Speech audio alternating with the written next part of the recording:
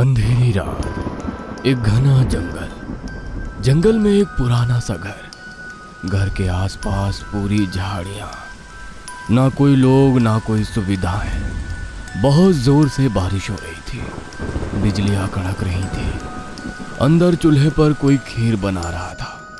खीर को बर्तन में निकालकर मकंदर एक कमरे में गया। अंदर एक बूढ़ा बीमार आदमी पुरानी बैसाखी पे लेटा हुआ था। हालत से वो बहुत बीमार लग रहा था। मकंदर बनाई हुई खीर उसके पास लेकर जाता है। पिताजी, ये लीजिए, आज मैं आपके लिए आपकी मन पसंदीदा खीर लेकर आया हूँ। सेवैया की खीर, वो भी इलायची के साथ। मकंदर ने अपने पिताजी तिरुपति को खीर खिलाने की कोशिश की, मगर वो खा नहीं रहे थे। बस ऊपर एक जगह छत को देख रहे थे। मैं जानता हूँ पिताजी, आप भी वही सोच रहे हैं ना जो मैं सोच रहा हूँ। मैं पूरी कोशिश करूँगा पिताजी, आप चिंता ना करें, मैं सब ठीक कर दूंगा। तभी बाहर हॉर्न की आवाज़ आती है। पिताजी, लगता है सब आ गए, मैं देखता हूँ। मकंदर दौड़ते हुए घर के बाहर गया और गेट खोला। अंदर एक गाड़ी आई। गाड़ी में से मुकुंद, जो कि मकंदर का छोटा भाई है, वल्लभी, जो कि मुकुंद की बीवी है और प्रेग्नेंट भी है, और अन्नू, जो कि मुकुंद की 7 साल की बेटी है, सभी गाड़ी से बाहर आते हैं। मकंदर प्यार से उनके पास जाता है। कैसा है तू मुकुंद, और आप सभी कैसे हो? हम तो अच्छे ही हैं। आप अगर समझते तो हमारी उलझनें थोड़ी कम हो जाती। ये हर बार का टॉर्चर हो गया है, पता नहीं ये सब कब खत्म होगा। चलो अनु यहाँ से। सभी गुस्से से अंदर गए। मकंदर सभी को देखता रहा। अंदर जाने के बाद वल्लभी मुकुंद से झगड़ा करने लगी।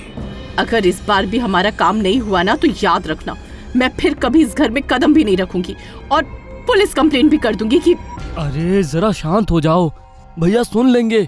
सुन लेते हैं तो सुन ले, इतनी बार बताया लेकिन इनके दिमाग में बात घुसती ही नहीं है। चिंता मत करो, इस बार सब ठीक हो जाएगा। मकंदर बाहर से मुकुंद और वल्लभी की बातें सुन रहा था। मकंदर ये सब सुन बहुत दुखी हुआ। वो मुंह लटकाए अपने पिताजी के कमरे में चला गया। पिताजी, आप चिंता ना करो, मैं हूं ना आपके साथ। अगले दिन सभी लोग नाश्ता करने के लिए बैठ गए। मम्मी, मुझे चॉकलेट दूध चाहिए। देखो अनु, अभी यहाँ चॉकलेट नहीं मिलती है, जो है चुपचाप पी लो, समझी? वैसे भी हम यहाँ जिंदगी भर नहीं रहने वाले हैं, काम खत्म होते ही हम यहाँ से निकल जाएंगे। मकंदर उदासी से वल्लभी को देखता रहा। भैया, घर के डील का कुछ हुआ? छोटे देख, मैं चाहता हूँ कि तेरी तरक्की हो, लेकिन मेरे लिए तो ये घर ही मेरा सहारा है। मैं इस घर को कैसे बेच दूँ? हम इसी घर में पले बड़े हैं, हंसे खेले हैं।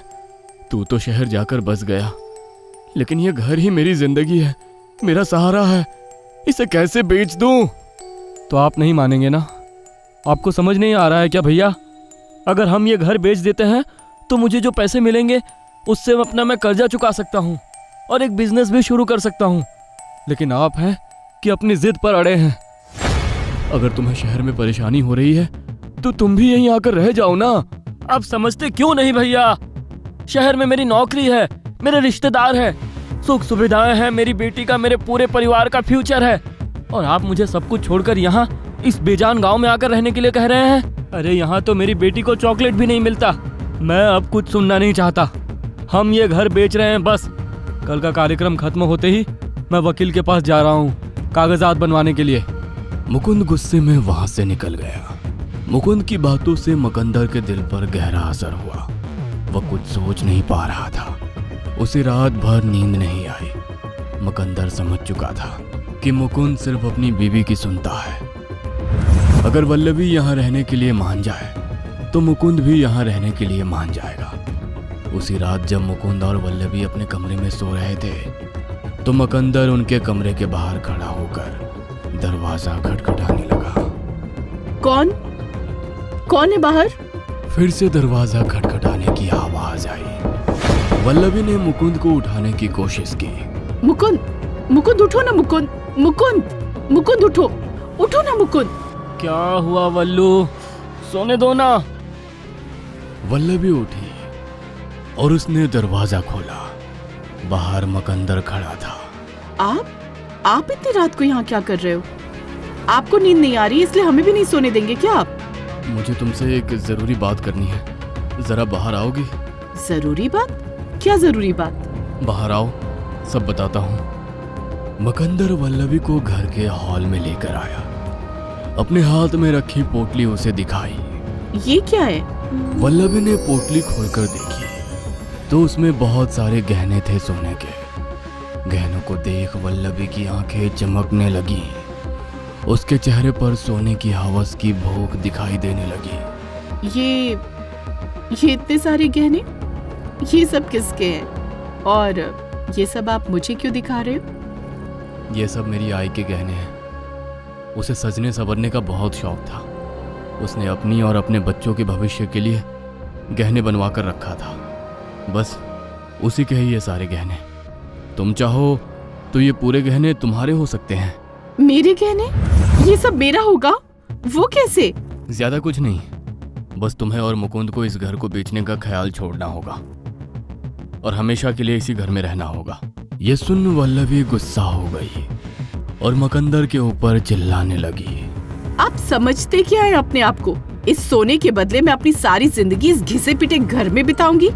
और वैसे भी ये गहने तो आपकी माँ के है ना, तो इस पर मुकुंद का भी हक है। अब ना मैं आपको ये गहने दूंगी और ना हम इस घर में रहेंगे।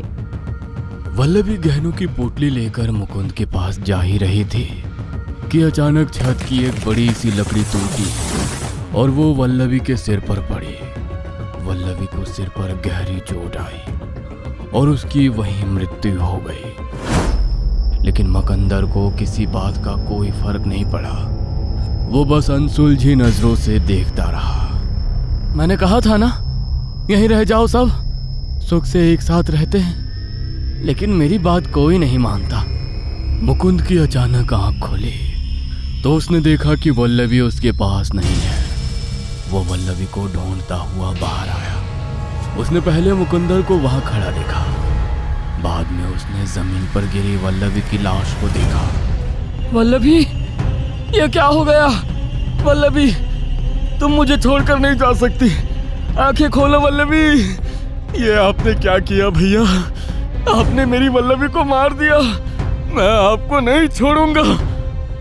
तभी मकंदर ने एक कुल्हाड़ी से मुकुंद के सिर पर वार किया। मुकुंद भी वहीं तड़प तड़प कर मर गया। मकंदर दोनों की लाश को जलाता है और ये सब होते हुए अन्नू देख लेती है तो मकंदर उसे भी मार देता है। फिर वो उसी कमरे में जाता है जहां वो बूढ़ा आदमी बिस्तर पकड़े लेटा रहता था। मकंदर उनके पास जाता है, उनके पास बैठता है। हमेशा ऐसा ही होता है, हमेशा। कभी तो ये लोग अपनी जिद छोड़ेंगे और यहाँ रहने के लिए मान जाएंगे, कभी तो। फिर मकंदर वहां से उठकर एक घने अंधेरे कमरे में जाता है। वो एक चिराग जलाता है। सामने 4 तस्वीरें होती हैं जो काले रंग के कपड़े से ढकी होती हैं। मकंदर उन तस्वीरों के ऊपर से कपड़ा हटाता है और वो तस्वीर होती हैं मकंदर के पिता तिरुपति, मुकुंद, वल्लभी और अन्नू की हार चढ़ी हुई। इसका मतलब वो चारों लोग पहले ही मर चुके थे। मकंदर ने उन्हें पहले से ही मार दिया था, लेकिन वो लोग एक टाइम लूप में फंसे हुए थे, इसलिए वही चीज बार बार दोहराई जा रही थी। अब मकंदर फिर से तस्वीरों को ढककर बाहर जाता है और खीर बनाने लगता है। खीर बनाकर वो तिरुपति के कमरे में जाता है और बाहर खड़ी गाड़ी का हॉर्न बजाता है जिसमें मुकुंद, वल्लभी और अन्नू आई होती है।